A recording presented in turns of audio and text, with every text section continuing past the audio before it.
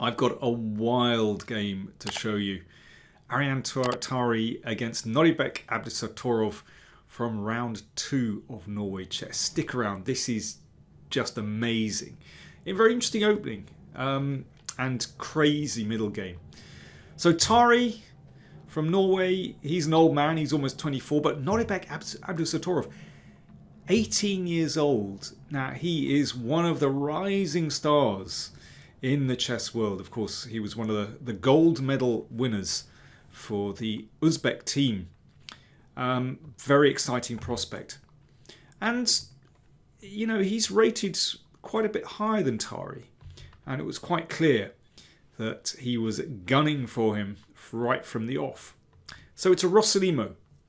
And I know from many comments and messages I get online that the Rossolimo is a problem for a lot of players. It's a very reliable opening. I've played this since I was a kid, and I know how dangerous it can be because white develops really rapidly. In my anti-Sicilian course for Chessable, available right now online from chessable.com, I recommend knight f6. I think this is a very reliable way of meeting the Rossolimo. Abdusattorov goes for d6. Well, it's a solid line. Tari castles. Bishop d7, so this counters the bishop. Make sure that there aren't any issues on this diagonal. Rook e1. So the point of rook e1 is just to be able to bring the bishop back to f1. You don't want to exchange it off on c6. So knight f6. Now, one of the main lines here is to play c3. This wasn't played, but let me just go into this in a little detail. This kind of explains what happens in the game. So a6, bishop drops back to f1. That's why rook e1 was played, and to defend this pawn. And here black plays bishop g4. The point is to discourage white from playing d4 because of this pin. White plays h3. You can go bishop h5, but it's very simple for black just to exchange and play like this. You can see that white can't get in d4 very easily. And black is just very solidly placed here. That's a game between Nepo and Jeffrey Seong. Black is fine here. Well, instead of c3, Tari played h3. And, you know, that's to prevent this idea with bishop g4, as we've just seen. Well, normally there's a special place in hell reserved for players that play these little pawn moves at the side of the board. But, well, that previous variation explains why Tari played it. And now he's ready, for example, in this position, just to play c3 and d4. Doesn't have to worry about bishop g4. And, well, if white can get in d4, it's claiming space in the center. That's a very nice position indeed. You know, you can easily get positions like this, where it looks like a Spanish, where this bishop is on f1 rather than c2. Actually, it's quite nicely placed on f1. And white is better here. Nice control of the center. That's what white is playing for. Okay, so how did Abdusattorov meet this? He played an extraordinary move. An incredible move. Rook g8. Wow. This seeks to exploit the fact that white has played this pawn move h3 by playing g5 and g4 and just breaking open the g file. Wow. I mean, this is incredibly brave. It's rash as well. Is it foolish? Well, possibly. The problem is, where does the black king go? The king can't castle. Possibly can go queenside. But realistically, it's just stuck in the center. So it's very risky indeed. Right, how should white meet this? Well, you could break with d4 straight away. I mean, this is not a bad move. But it's possible for black to play like this. Just exchange everything on d4 and go g5 anyway. And we often see this in the Sicilian, actually, that black uses that pawn to claim the f4 square. And then, for example, a maneuver like bishop c6, knight d7, and that knight can sit rather nicely on e5. And g4 might come at some point anyway. Well, if you're familiar with the games Fischer-Anderson, for example, with colours reversed, where Fischer played king h1 and g4, you know that this is kind of an acceptable idea. It's a bit more complicated when the king's in the middle, but that's another story. So you can see it's not so silly, this idea with rook g8. You know, you can in some ways play it quite strategically, but sometimes very brutally as well. Right, let's crack on with the game. Tari played d3. Well, that prevents black from playing g5. So h6. So he definitely wants to do this. And now Tari decides on a very dynamic strategy. He sees that the king's in the middle and he thinks, right, I want to crack open the middle as quickly as possible. He plays a kind of wing gambit. So he's just trying to open lines as quickly as possible. If knight takes, you play e5 and you're opening up the centre. And means this bishop can come into the game quickly like this. The knight stands beautifully on e5. For a pawn, reasonable. Abdusattorov took on b4 instead.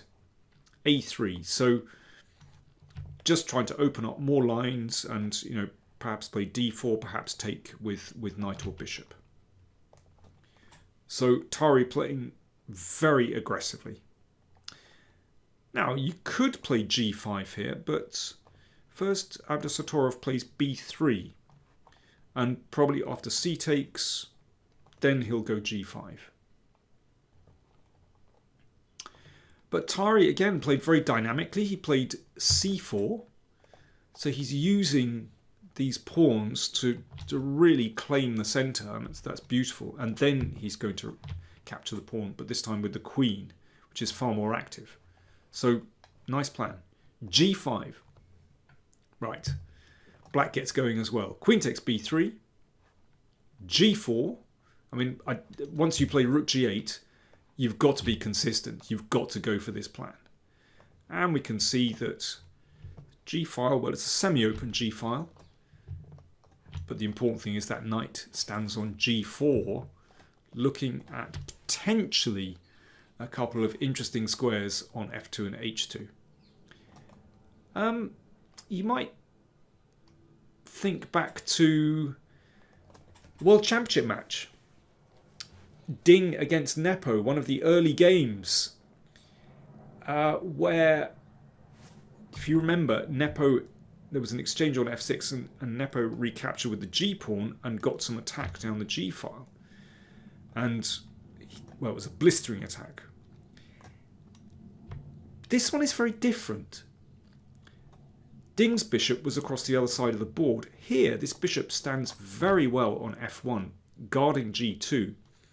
So there is really at the moment, no threats on the g-file. That knight you have to be careful of. But actually, this makes a massive difference.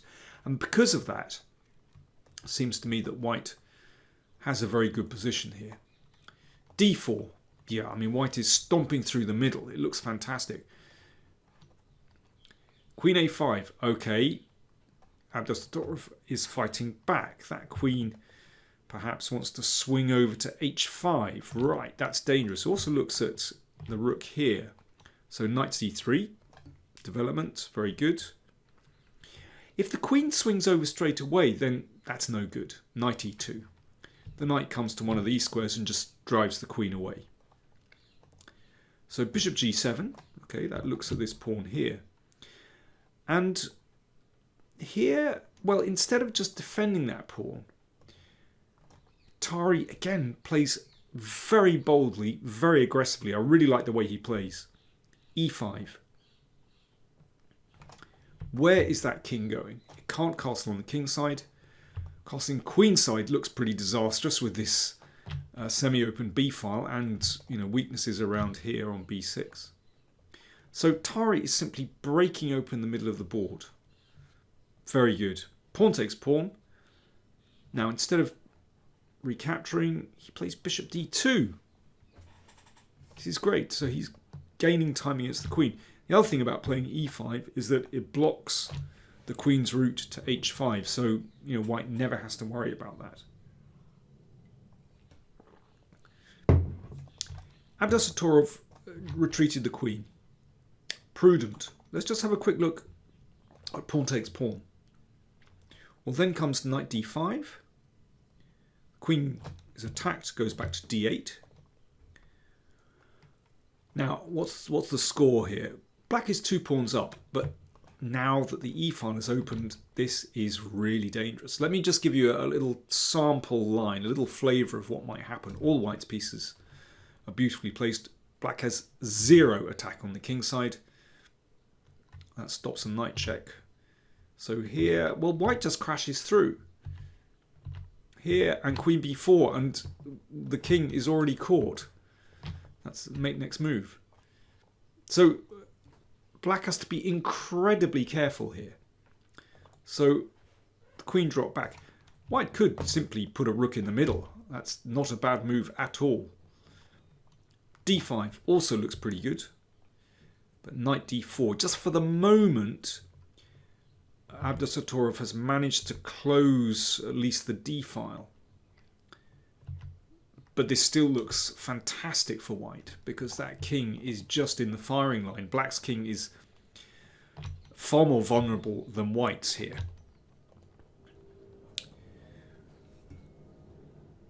I mean, I was dipping in and out throughout the evening, just seeing how the game was progressing. And frankly, I saw this position and thought, I don't see how Abdusattorov can survive this with black. But his next move was really clever. And this shows what a fighter he is and well, shows great judgment.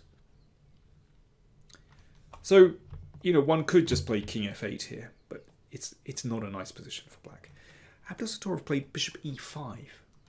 Really clever. So there could be some kind of threat here later on, and maybe a queen coming out to h4. One never knows. Tari was tempted into playing f4 just to rule out any tricks on h2. But that's exactly what Abdusattorov wanted. I mean, one could also play g3 here.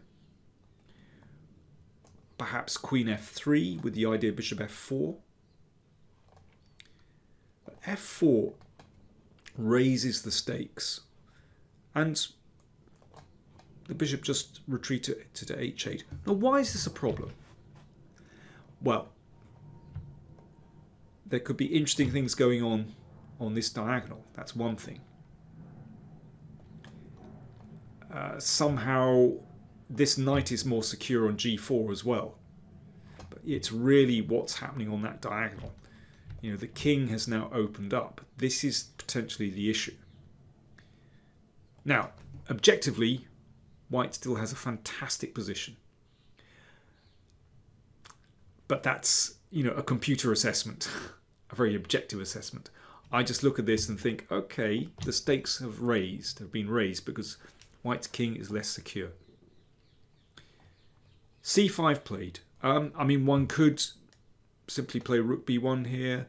A rook to one of these squares. This looks pretty good.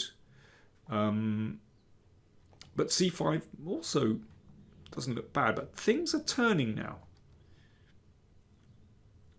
King f8. Rook c1. And here's a brilliant move. Still looks absolutely terrible for black. c6 is coming. But watch this. d3.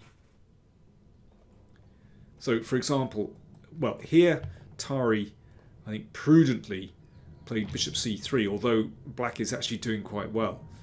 But if that pawn is taken, check. And, well, let's say king f1. Here, boom, checkmate. Incredible. Just like that. And if the king goes in the corner, f5, and e5, and out of the blue, that queen is landing on h4 with a decisive attack. I mean, it's incredible how quickly the game turns. but it's that move d3 that's pretty extraordinary.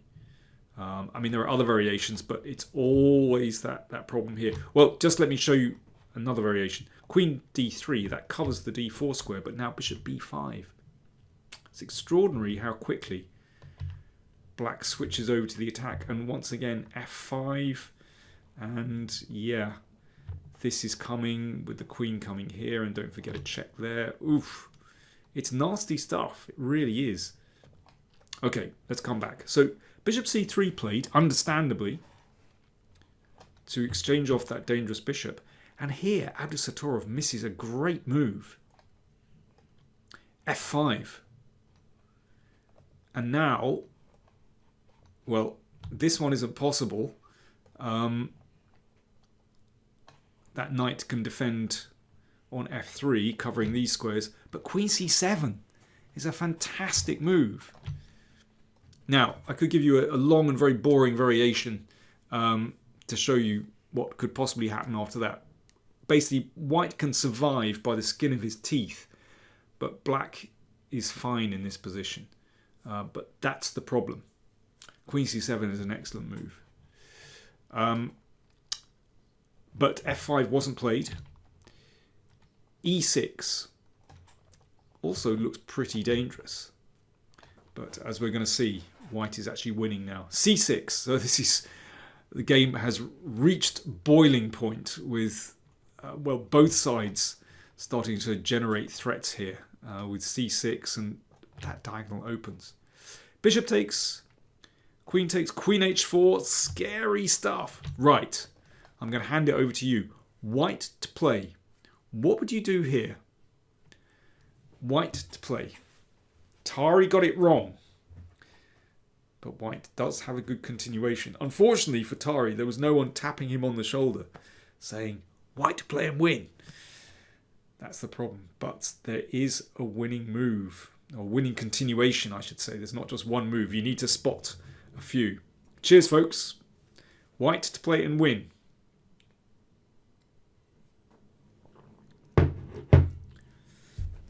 Mate in one threatened.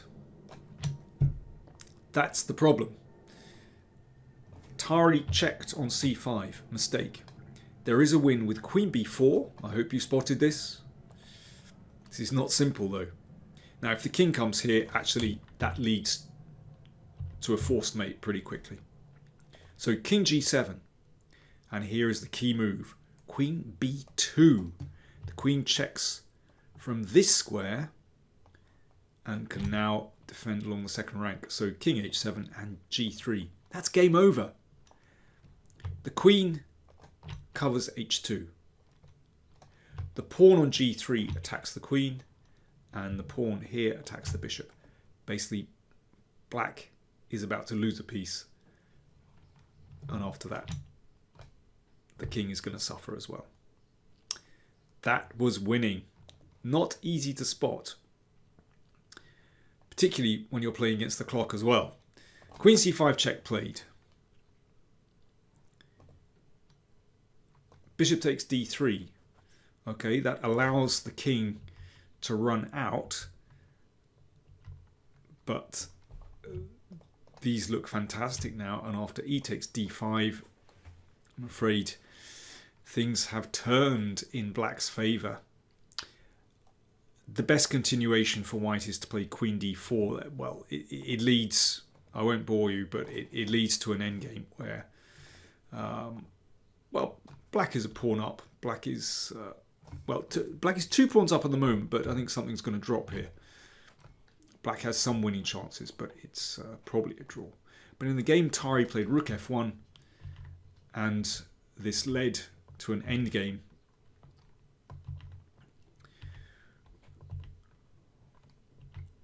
Where black was a very clear 2 pawns up. Rook takes c3. That's forced, by the way. If rook takes g4, then king f6, and you can see this can be captured. So endgame, black is 2 pawns up and actually very stable. This rook stabilizes the position, covering those 2 sensitive points, and actually Abdusattorov's pieces are very well coordinated now. And he crept forward. It's now completely stable. And everything flowing nicely. And now he breaks in. This is a nice bit of calculation at the end. So instead of defending that pawn here, he plays h5. So if check, this rook is trapped. This is a problem. If it comes back to g3, rook h1 is mate. So there's no defense there. So rook g5 played, and h4 was the final move of the game. Rook h1 threatened, and there's no good defense. Rook takes pawn, king h6 threatens the rook and mate. And if g3, well, let me give you a little sample line. Basically, that h-pawn is going to be decisive. It takes a little bit of time, but it's actually not too difficult. The threats against the king and the other pieces are too much. And there we go. That pawn, in combination with all these other pieces, is going to steam through. Wow, what a game. And I mean, Abdusattorov showed incredible daring going for this rook g8. Probably not a very good idea, but it certainly put pressure on Tari, who actually, I think, played extremely well. I really like his pawn sacrifices. But at the critical moment, he cracked. Well, both players made mistakes. That's understandable. It's a very, very complicated position. But that was really the decisive moment where queen b4 check and queen b2 would have been winning. Very, very difficult to spot in all this chaos. Well, another really dramatic round. We had, let me see, let's have a look at the standings. Well, in fact, Fabiano Caruana is leading. He won the Armageddon game, so he leads with 4.5. Nakamura won his classical game against Gukesh, so he has 4, and Abdusattorov has 4.